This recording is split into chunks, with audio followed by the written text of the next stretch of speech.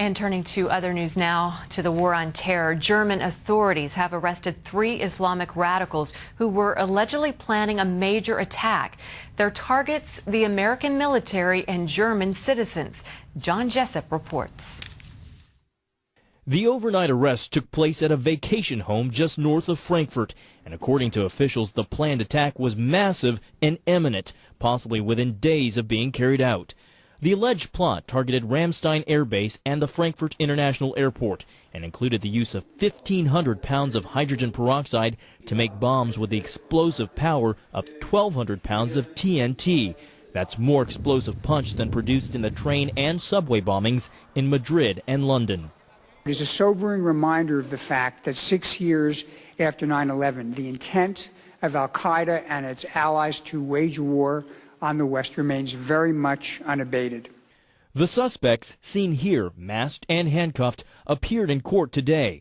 2 of the 3 are described as German converts to Islam, the other a 29-year-old Turk. All 3 are in their 20s and reportedly trained at terrorist camps in Pakistan with a severe hatred of U.S. citizens and then formed an al-Qaeda-influenced cell in Germany. Authorities began monitoring the suspects after they'd been discovered scouting out the military facility at Ramstein late last year. The target's ideal because Frankfurt is home to one of Europe's busiest airports with over 5 million passengers last July, and Ramstein a critical transportation hub for operations in Iraq and Afghanistan. Today, the European Union's top justice official says the threat has not died down and is real for all of Europe. All sources indicate that the threat of new terrorist attacks continues to be high.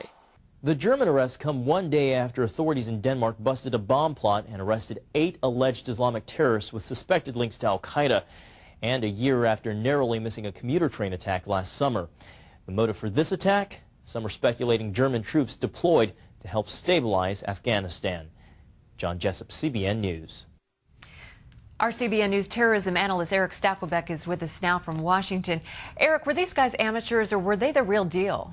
You know, Wendy, these guys really look like professionals. If you look at it, they traveled to Pakistan, trained in training camps in Pakistan, then returned to Europe to carry out attacks.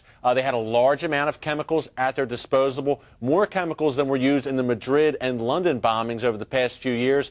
So they had also ties to al-Qaeda, apparently. So it looks like these guys were pros. 2 interesting things here, Wendy, 2 other interesting things.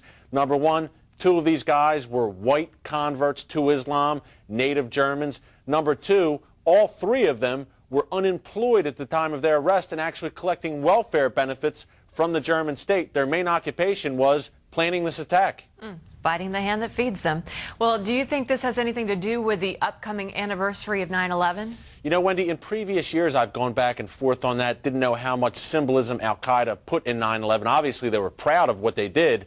But this year, it seems like there's so much chatter leading up to the 9/11 anniversary. We've seen more chatter this summer, quite frankly, than we've seen since the summer of 2001, before 9/11. I don't think these arrests in Germany, the arrest yesterday in Denmark of 8 jihadists there, I don't think these arrests are coincidental, and it looks like they were planning something to coincide either on or near the 6th anniversary of 9/11. All right, well, thank goodness they were caught. Thanks so much, Eric Stakelbeck. Thank you, Wendy.